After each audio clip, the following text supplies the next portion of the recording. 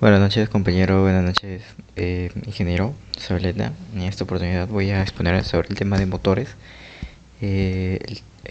Bueno, voy a hablar sobre sus características, su principio de funcionamiento. También voy a hablar sobre los tipos de rotores, como jaula de ardilla y rotor permanente, para qué sirven. Voy a hablar sobre el estator. También voy a hablar sobre los pares de polos, sobre las conexiones de delta y estrella, y también hacer una conexión, un programa simulado de KDSIMU que, que lo mostraré a continuación.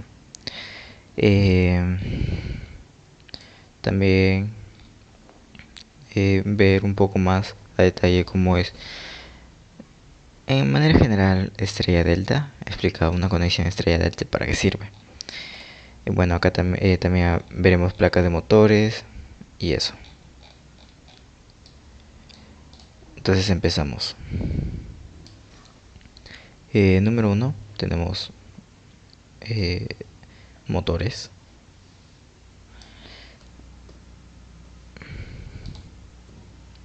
Dos características constructivas.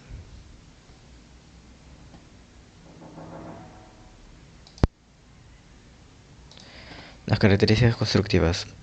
En las características constructivas de un motor tenemos varias partes, ¿no? Pero las que vamos a estudiar y las que nos interesan en realidad, las que es el rotor, el estator y la caja de conexiones. Lo demás ya es base de fijación, carcasa, también tenemos el ventilador, la cubierta trasera, bueno, la placa, esa también es importante para identificarla, sin abrirla obviamente, porque no vamos a abrirla para identificar eh, las conexiones, ¿no? Rodamiento, cubierta frontal, la flecha y eso. Bueno, su principio de funcionamiento tenemos que su funcionamiento general de un motor eléctrico se basa en la interacción de campos magnéticos y corrientes eléctricas para el movimiento mecánico. Bueno, tenemos como campo magnético estacionario, que bueno, acá podemos encontrar al estator. ¿Por qué estacionario? Porque no se mueve. Dice, aquí está el estator donde están las bobinas del alambre aislado arreglados en forma de devanados. Tenemos también campo magnético giratorio. Esto es en el motor es lo que gira, como dice su nombre, campo magnético giratorio.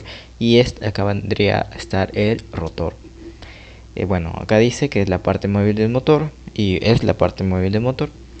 Pueden ser de diferentes tipos, como jaula de ardilla, bobinado, con imanes permanentes.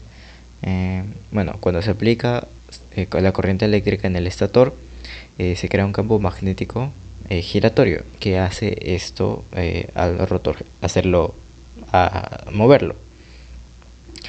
La interacción de campos magnéticos también está en su principio de funcionamiento. Es la interacción de campo de fuerzas electromagnéticas del estator y del rotor hace que el rotor comience a girar. También tenemos otro como principio de funcionamiento a la conversión de energía eléctrica a mecánica. Bueno, esto al obtener que el campo magnético hace girar al rotor, tenemos un trabajo mecánico que es el giro de un eje. Acá vamos a hablar sobre la jaula de ardilla. La jaula de ardilla se puede utilizar en AC, en corriente alterna. Bueno, está compuesto por barras, acá podemos ver, y todas las barras de sus extremos están circuitadas. Bueno, acá dice que puede ser de cobre, aluminio, y están ubicadas en una jaula de ardilla, así como comúnmente vemos. Estas barras están circuitadas a los extremos con el fin de formar un circuito cerrado, un solo circuito. Cuando un campo magnético giratorio se aplica desde el estator, se induce una corriente en las barras, generando un campo magnético opuesto que interactúa con el campo del estator y produce y produce movimiento rotativo.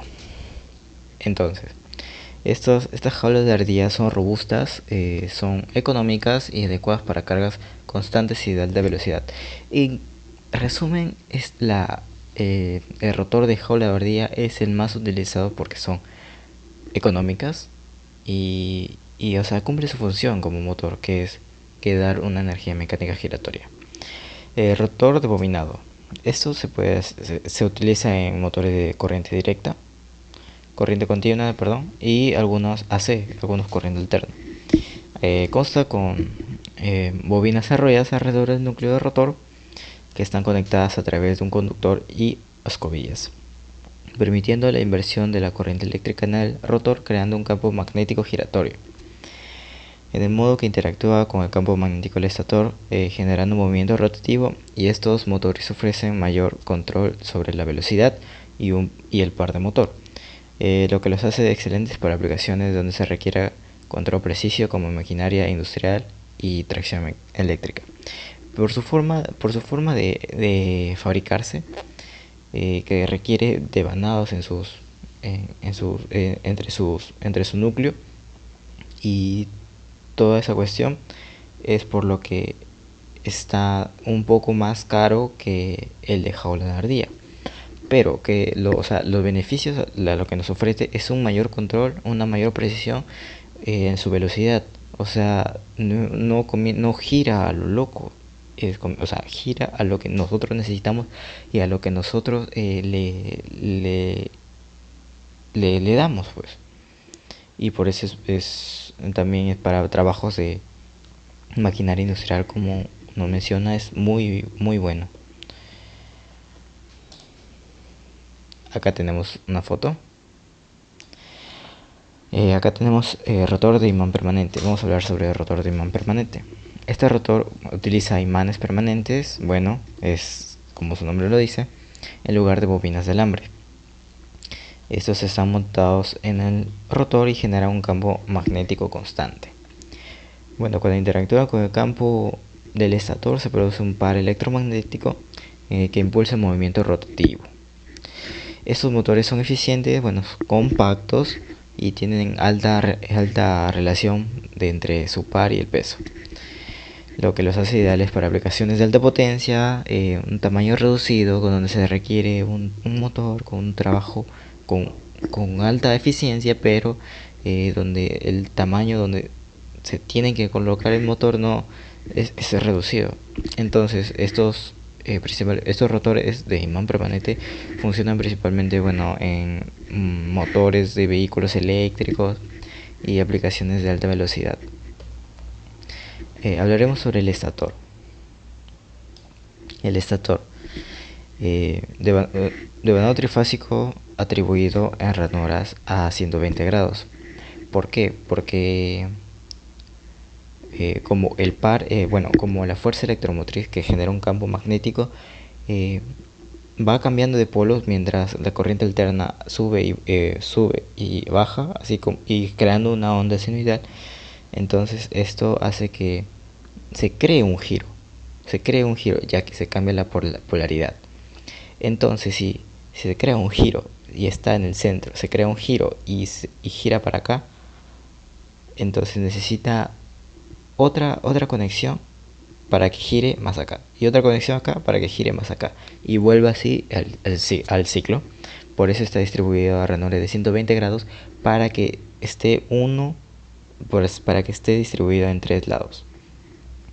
Entonces tienes 3 devanados en el estator, los cuales están desfasados en 2pi, 3p, siendo el p el número de pares de polos de la máquina. Ahora te preguntarás, ¿qué son los par de polos? Los par de polos está conformado por polo norte y polo sur. Es tan sencillo como eso. El campo magnético giratorio del estator cambia de dirección con cada par de polos. Es decir, un motor con más pares de polos tiene más zonas donde se alternan los polos magnéticos alrededor del estator. Los pares de polos determinan la velocidad síncrona del motor. Acá tenemos la ecuación de velocidad síncrona. Acá podemos ver la fórmula de la velocidad síncrona, que es el ns, que es la velocidad síncrona en revoluciones por minuto. 120, ¿por qué? Por la ranura de devanado trifásico, por la frecuencia de la red eléctrica, que está dado en hercios. Normalmente se da en 60 hercios, pero depende del problema, depende de la ocasión, se tomará diferente. Donde IP es el número total de polos. Acá también vemos una ecuación más simplificada donde es 60 por frecuencia por número de par de polos. ¿Por qué? Porque el número de par de polos considera a 2, porque es pares, números de pares. Entonces 2, 120, 120 entre 60, 120 entre 2, perdón, sale 60 y ya tenemos par de polos. Y acá frecuencia normal. Seguimos. Vamos a ver un ejemplo de una red a 60 Hz. Con un par de polos, o sea, dos polos, tenemos la ecuación y colocamos el ns es igual a 120 por 60, que es 60 Hz de la frecuencia, sobre número de polos, que son 2, y nos da 3600 RPM. Con tres pares de polos, o sea 6 polos, el ns está dado por 120 por 60 Hz sobre 6, y eso nos da 1200 RPM. Si nos damos cuenta, esto es mucho más lento que las 3600 revoluciones por minuto que nos da con dos pares de polos. Por eso tenemos esta conclusión, que si se quiere que un motor gire más lento pero con mayor par de arranque, usa más pares de polos. Pero si se quiere un motor que gira más rápido, pero claro, va a sacrificar el par de arranque, entonces usar menos pares de polos. Depende de la utilidad que le vas a dar tú. Acá tenemos las conexiones. Las conexiones estrella. En la conexión estrella, para un arranque de motor suave, sirve para un arranque de motor suave, y algunos de tipos de estos previenen sobrecalentamientos que conlleva su falla. Una conclusión para las ecuaciones es mismas corrientes, diferentes voltajes en la conexión estrella. Acá podemos ver cómo es que quedaría la caja de conexiones en un motor trifásico, que todas las secundarias están unidas por una placa, y salen las fases desde el U1, V1 y W1. ¿Por qué U1, V1 y W1? ¿Por qué les elegimos? ¿Por qué son? ¿A qué se debe? Pues nos lo dicta según la norma IEC, International Electromechanical Commission, que está así. Acá vemos donde salen las líneas. Y bueno, acá también tenemos un punto neutro que podemos conectarlo a tierra. Y así quedaría en el motor. Motores de inducción trifásico. Acá tenemos un pequeño ejemplo sobre algunas mediciones. Conexión estrella, nos dice voltaje de línea a 400 voltios. ¿Por qué 400 voltios? Ese es 400 voltios porque toma el voltaje de Estados Unidos. Acá podemos utilizar un multímetro para comprobar los 400 voltios, voltaje línea a línea. Medimos de la línea, de esta línea de acá, que es este punto, es esta salida de acá, con la otra línea. De línea a línea son 400 voltios, como nos dice, ya lo comprobamos. Y dice que también voltaje de la bobina es 230. El voltaje de la bobina es 230. ¿Dónde está la bobina? Allá, esta de acá. ¿Por qué? Ahora vamos a descubrirlo. El voltaje de la bobina está dado voltaje de la bobina es voltaje de fase. Entonces, en una fase queremos hallar su voltaje, nos da por la ecuación de voltaje de fase es igual al voltaje de línea entre la raíz de 3. Y esto nos da que el voltaje de fase es 230 voltios. Y acá podemos comprobar con el multímetro que el voltaje de fase es 230 voltios, que en Perú, bueno, sería 220. Pero como estamos tomando el voltaje de línea a línea de Estados Unidos, entonces de 400, según la ecuación nos sale 230 voltios. Ahora, nos da dato como que tenemos una impedancia en la bobina de 20 ohmios. Entonces, ¿cuál es la corriente de la bobina? Si tenemos una impedancia de 20 ohmios, entonces un pequeño cálculo dividimos el voltaje de fase entre la impedancia de la bobina, que son 20 ohmios. 230 entre 20 nos sale 11.5 amperios. Medimos acá corriente de la bobina 11.5. ¿Y qué habíamos dicho en la conclusión de la conexión de estrella? De que mismas corrientes pero diferentes voltajes. Ok, entonces la corriente de la bobina va a ser la corriente de línea. O sea, entonces concluimos de que 11.5 es la corriente de línea. Ahora vamos a ver la conexión de delta triángulo. Delta triángulo se usa para que el motor reciba la máxima tensión por fase, lo que significa que el motor puede entregar su máxima potencia y par, o sea, fuerza de giro. Y acá tenemos otra conclusión, que es mismos voltajes y corrientes distintas. O sea, en la conexión delta o triángulo vamos a tener mismos voltajes pero diferentes corrientes. Acá está la corriente de línea dada por la ecuación de raíz de 3 por corriente de fase. Voltaje de línea es voltaje de fase, son iguales. Acá podemos ver cómo están agrupados en el motor y vemos que están verticales cuando U1 está en vertical con W2. Ya. Acá también tenemos otro ejemplo donde medimos voltaje de línea a línea, tenemos 400 voltios. Bueno, dice voltaje de línea de 400 voltios, lo medimos y en el multímetro sale eso.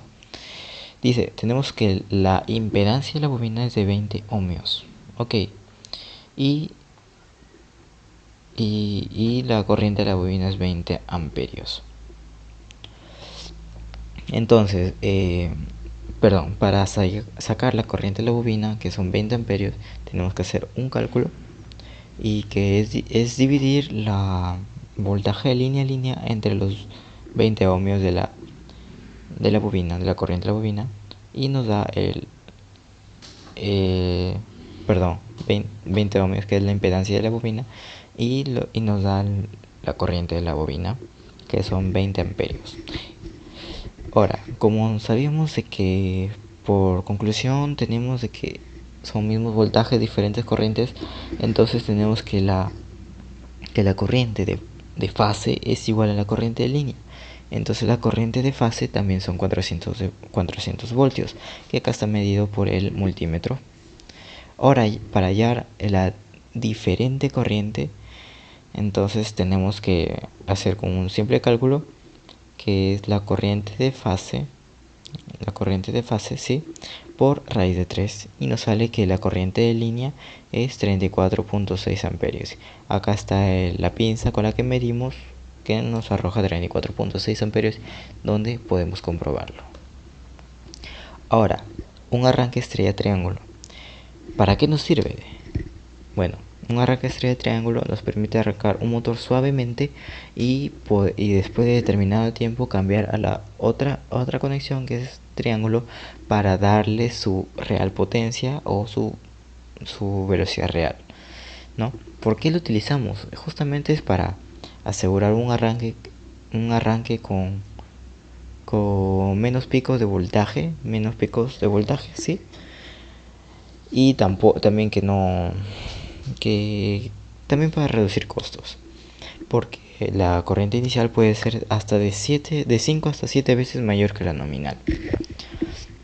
Acá tenemos que Acá tenemos un ejemplo de motor trifásico con 6 terminales. Ejemplo, en alto voltaje es 600 voltios y en bajo voltaje es 380. Acá tenemos de que el momento de esta línea es de una conexión estrella y esta otra es de una conexión triángulo. Entonces, acá dice intensidad de corriente de arranque directo de configuración triángulo. Acá vemos que es altísima la corriente con la que se arranca. En cambio, acá la intensidad de corriente de arranque de estrella conectada a bajo voltaje es mucho menor. Mucho menor. Entonces, ¿qué hacemos? Esta conexión es conectarlo primero en estrella y después de cierto tiempo subimos a triángulo y que podamos utilizar su valor real, su voltaje real, sin este pico de voltaje de 7 veces hasta 7 veces mayor. Ya, acá tenemos un circuito de delta estrella que lo vamos a simular después de haberlo explicado. Tenemos primero el comando de fuerza, circuito de comando. Acá tenemos las termomagnéticas, monofásica, trifásica, y acá tenemos las conexiones en estrella y acá en delta. También hemos designado focos para distinguir cuál está en estrella, cuándo está en estrella y cuándo está en delta. Y ya, después está el circuito de mando, circuito de fuerza. Ya, vamos a simular el circuito en KDesimu, que lo tenemos por acá.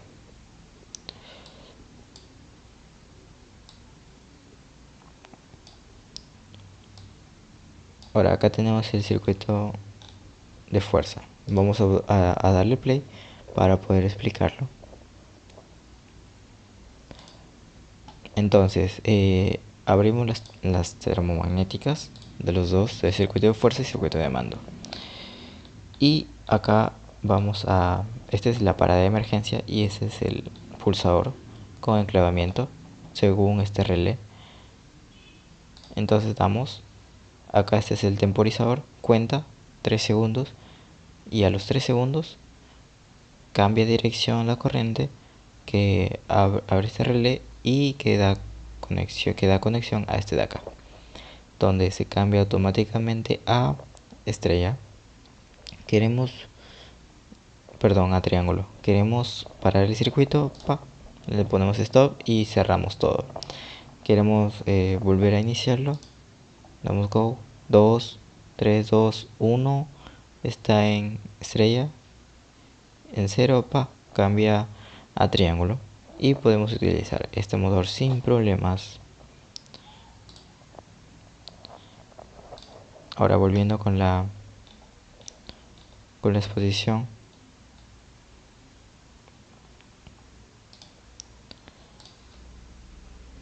tenemos acá estrella triángulo con componentes reales. Para visualizarlo de otra manera, de otra perspectiva, acá lo tenemos la conexión de estrella triángulo con componentes reales. Entonces, acá tenemos la termomagnética, tenemos el guardamotor. Este es el guardamotor que está ubicado, y de guardamotor, perdón, salen los conductores. Este es el primero, donde va hacia las conexiones, donde entran las fases. Y esta es la conexión en triángulo, y este de acá es la conexión en estrella. Este de acá tenemos el botón pulsador y el botón de stop. Tenemos para el circuito de comando, tenemos la termomagnética monofásica y su contador, su temporizador. Acá tenemos, un poco más detalle, un poco más visible cómo están ubicados a 120 grados las fases. Acá tenemos una representación mucho más gráfica de la conexión de estrella-triángulo. Tenemos el temporizador y lo demás. Seguimos con o sea, si tenemos esto de acá, ¿cómo es que lo nombramos? O sea, ¿cómo lo diferenciamos? Pues este va a ser el conductor general. Esto va a estar ubicado en, no se ve, pero va a estar ubicado en estrella. Y este, por las guirnaldas, va a estar ubicado en triángulo. Y bueno, este es su temporizador. Así lo nombramos en las piezas. Y sí, efectivamente, acá está conductor. Perdón, este es su estrella. Sí, por las guirnaldas me lo hice al revés. Me confundí. Y este es el contactor delta. Y bueno, este es el temporizador. Acá tenemos las placas de motores eléctricos. Lo que nos da información en estas placas tenemos el voltaje, la frecuencia que está en 60 Hz, la eficiencia que es de un 93%, la velocidad plena carga, los RPM, que es 1765, es considerablemente bajo la velocidad. Corriente a plena carga son los amperios, que son 35 amperios, y su potencia, que son 30. Seguimos. Ahora tenemos acá el circuito equivalente. El circuito equivalente es parecido al de un transformador. De hecho, se usa el mismo modelo de circuito equivalente de un transformador. Pero la diferencia es que las variables y conceptos tienen otro significado. Se usa el modelo de transformador sobre todo por la acción transformadora, que es lo que representa el fenómeno de inducción magnética. Es decir, la inducción de voltaje queda el estator sobre el rotor de un motor de inducción. El circuito equivalente se muestra a continuación. Acá podemos ver el circuito equivalente, que es muy parecido al de un transformador, es muy cierto. Ahora, un motor se puede describir como un transformador que rota donde su entrada es un sistema trifásico de corrientes y voltajes, pero en un transformador la salida es potencia eléctrica desde los devanados secundarios, pero para un motor la salida en los devanados secundarios están cortocircuitados, como hemos explicado en el rotor de jaula de ardilla, de tal forma que no existe salida de potencia eléctrica. O sea, no transforma la energía, la corriente, no la transforma. Entonces, ¿qué lo hace? Lo hace de manera mecánica, por lo que podemos establecer el siguiente circuito equivalente definitivo. Este es el circuito equivalente final de un motor de inducción. La potencia de entrada al motor de inducción se presenta por medio de corrientes y voltajes trifásicos.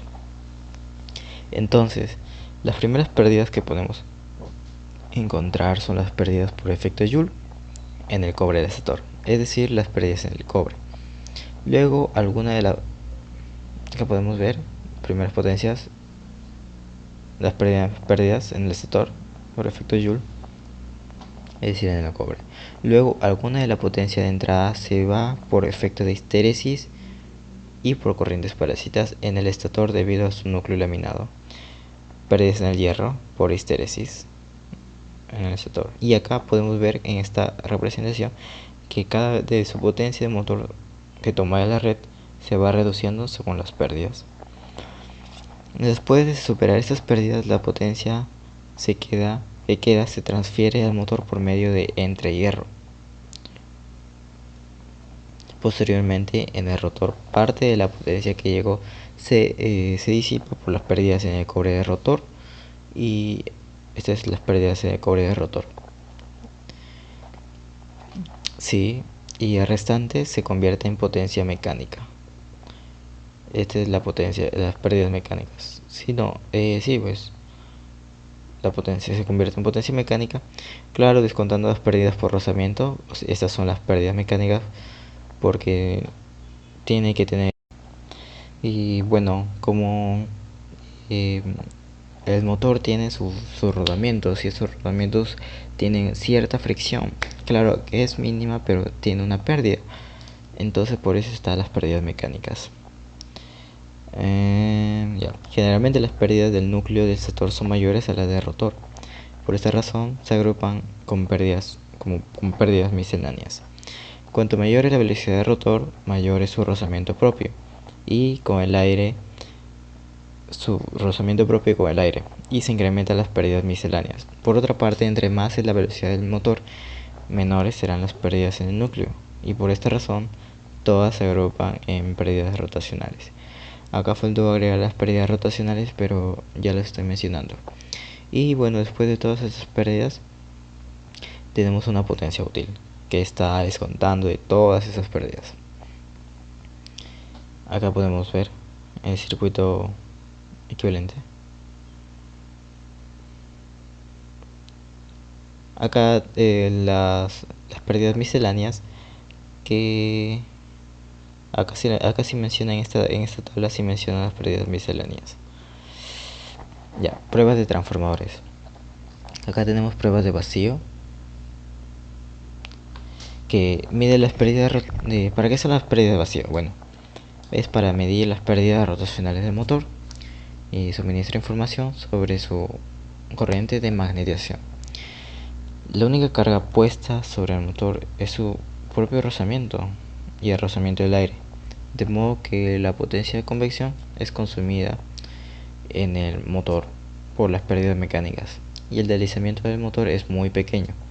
Con este pequeño deslizamiento, la resistencia correspondiente a su potencia convertida es mucho mayor a la resistencia correspondiente de las pérdidas del cobre de rotor de R2, con mucho mayor que la reactancia de rotor.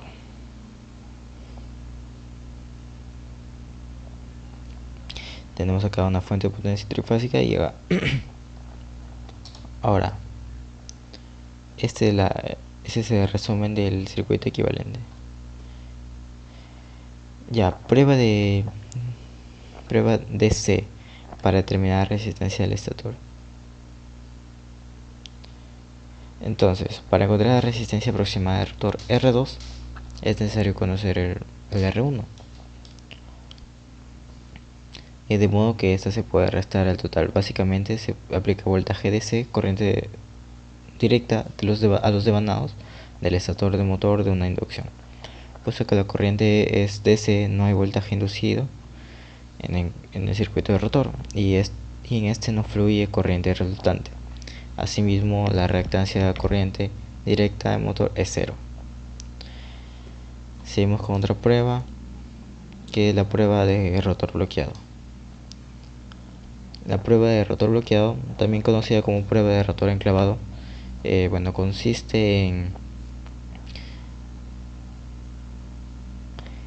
bloquear o enclavar el rotor de tal forma que no se pueda mover. Se aplica voltaje al motor y se mide el voltaje, la corriente y la potencia resultantes.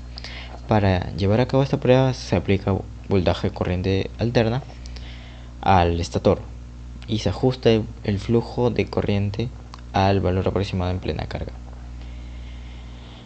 Cuando la corriente está en su valor de plena carga, se mide voltaje, la corriente, potencia que fluyen a través del motor. Y esto. Acá tenemos su diagrama. Y eso sería todo. Muchas gracias.